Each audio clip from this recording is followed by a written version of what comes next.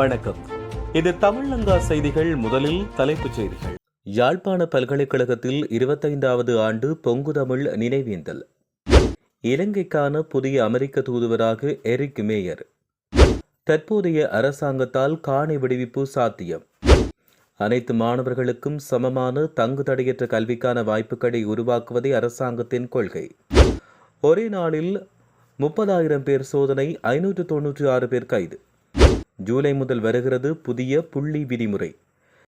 யாழ்ப்பாண பல்கலைக்கழகத்தின் பொங்குதமிழ் பிரகடனத்தின் 25ஆம் ஆண்டு நிறைவு நாள் இன்று நினைவு கூறப்பட்டுள்ளது.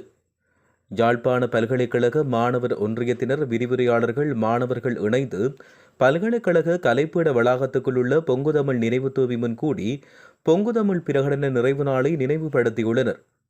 இதன்பொழுது பொங்குதமிழ் பிரகடனம் வாசிக்கப்பட்டது.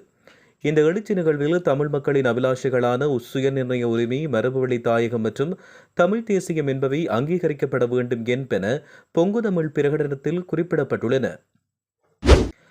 தற்போதைய அரசாங்கத்தின் காலத்திலேயே காணி விடுவிப்புகள் சாத்தியம் என்பதால் காணிகளை விடுவிக்க நடவடிக்கை எடுக்குமாறு ஜனாதிபதியிடம் தாம் வலியுறுத்தியுள்ளதாக நைனாதீவு விகாராதிபதி தெரிவித்தார். நேற்று நைனாதீவுக்கு விஜயம் மேற்கொண்ட ஜனாதிபதி நைனாதீவு விகாராதிபதியை நேரில் சந்தித்து கலந்துரையாடினார். இந்த சந்திப்பு தொடர்பில் ஊடகங்களுக்கு கருத்து வெளியிட்ட போது விகாராதிபதி இதனை தெரிவித்தார். தையிட்டி விகாரை பிரச்சினைக்கு தீர்வு காணப்பட வேண்டும். அந்த விகாரையைச் சுற்றியுள்ள தனியார் காணிகளை அதன் உரிமையாளர்களிடம் மீள கையளிக்க வேண்டும். யுத்தத்தால் பாதிக்கப்பட்ட மக்களின் காணிகளை அவர்களிடமே மீளவும் ஒப்படைக்க வேண்டும். காணி விடுவிப்பு நடவடிக்கைகள் இந்த அரசாங்கத்தின் காலத்தில் சாத்தியமாகும். ஆகவே உங்களின் ஆட்சி காலத்தில் காணிகளை விடுவியுங்கள் என ஜனாதிபதியிடம் நான் கூறினேன் என்றும் அவர் தெரிவித்தார். அனைத்து மாணவர்களுக்கும் சமமான தங்கு தடையற்ற கல்விக்கான வாய்ப்புகளை உருவாக்குவதே அரசாங்கத்தின் கொள்கையாகும் என பிரதமர் ஹரணி அமரசூரிய தெரிவித்தார்.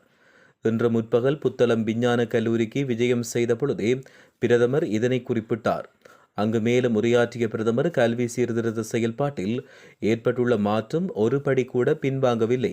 அனைத்து மாணவர்களுக்கும் கல்வி கற்பதற்குரிய தங்கு தடையற்ற சமமான வாய்ப்புகளை வழங்குவதே அரசாங்கத்தின் எதிர்பார்ப்பும் கொள்கையுமாகும். இலங்கையின் தற்போதைய நிலவரத்தின்படி கஷ்ட பிரதேசங்களில் உள்ள பாடசாலைகளில் கல்வி கற்கும் மாணவர்கள் விஞ்ஞானம் மற்றும் கணித பாடத்துறைகளின் ஊடாக கல்வியை தொடர்வதற்கான வசதிகள் குறைவாக காணப்படுகிறது. விஞ்ஞான பாடத்துறைக்காக முன்னெடுக்கப்படும் இந்த பரீட்சார்த்த முயற்சிகள் குறித்து நான் மகிழ்ச்சி அடைகிறேன். ஆயினும் விஞ்ஞானம் அல்லது கணிதம் என்பதற்காக நாம் மிகை மதிப்பீடுகளை கொண்டிருக்க தேவையில்லை. விஞ்ஞானம் மற்றும் கணிதத்தைப் போல ஏனைய அனைத்து துறைகளும் நமக்கு முக்கியமானவை. ஒருவர் மருத்துவராகவோ அல்லது பொறியியலாளராகவோ இருப்பினும் அவர் மக்களுக்காக பணியாற்றுகிறார். அங்கே மனிதநேயம் போன்ற மானுட பண்புகள் அவசியமாகின்றன. குற்றங்கள் மற்றும் போதைப்பொருள் தடுப்புக்காக போலீஸ் மாதிபரின் ஆலோசனையின் பேரில் நாடளாவிய ரீதியில் முன்னெடுக்கப்படுகின்ற விசேட நடவடிக்கையின் நாளாந்த அறிக்கையை போலீசார் வெளியிட்டுள்ளனர். நாடளாவிய ரீதியில் குற்றங்களோடு தொடர்புடைய சந்தேக நபர்களை கைது செய்வதற்காக போலீஸ் பிரிவுகள் மட்டத்தில் அனைத்து பிரதேச போலீஸ் நிலையங்களையும் உள்ளடக்கும் வகையில் இந்த விசேட நடவடிக்கைகளை போலீசார் மேற்கொண்டுள்ளனர். அதற்கமைய நேற்று போலீசாரால் 30,386 பேர் சோதனையிடப்பட்டதுடன் இதன்பொழுது சந்தேகத்தின் பேரில் 596 பேர் கைது செய்யப்பட்டுள்ளனர். அத்துடன் இந்த நடவடிக்கையின் பொழுது குற்றங்களுடன் நேரடியாக தொடர்புடையவர்களாக அடையாளம் காணப்பட்ட 18 பேரும், பிடியாணை பிறப்பிக்கப்பட்ட 268 பேரும், திறந்த பிடியாணை கொண்ட 184 பேரும் போலீசாரால் கைது செய்யப்பட்டனர்.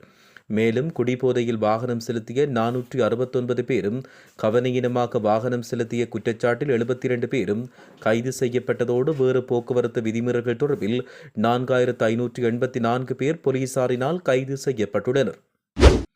இலங்கைக்குரிய புதிய அமெரிக்க தூதுவராக நியமிக்கப்படவுள்ள எரிக் மேயர் அவர்களின் நியமன பணிகள் இறுதிக்கட்டத்தை எட்டியுள்ளதாக அமெரிக்க செனட் சபை அறிக்கைகள் தெரிவிக்கின்றன. அதற்கமைய செனட் சபையின் பரிந்துரைகள் அமெரிக்க ஜனாதிபதிக்கு தற்போது அனுப்பி வைக்கப்பட்டுள்ளன. செனட் சபையின் வெளிவிகார குழு முன்னிலையில் எரிக் மேயர் வழங்கிய விளக்கங்களை தொடர்ந்து இந்த பரிந்துரைகள் சமர்ப்பிக்கப்பட்டுள்ளன. சிரேஷ்ட ராஜதந்திரி ஒருவராக கருதப்படும் எரிக் மேயர் இலங்கையினுடைய புதிய அமெரிக்க தூதுவராக நியமிக்கப்பட உள்ளார். அவர் அமெரிக்க வெளிவிகார சேவையின் சிரேஷ்ட உறுப்பினராவதுடன் தற்பொழுது தெற்கு மற்றும் மத்திய ஆசிய விவகாரங்களுக்கான பணியகத்தின் சிரேஷ்ட அதிகாரியாக பணியாற்றி வருகிறார். அத்துடன் இந்தியா, பாகிஸ்தான், ஆப்கானிஸ்தான், பங்களாதேஷ் மற்றும் இலங்கை போன்ற தெற்கு மற்றும் மத்திய ஆசிய நாடுகளுக்கான அமெரிக்க கொள்கைகளை ஒருங்கிணைக்கும் அதிகாரியாக அவர் பணியாற்றியுள்ளார்.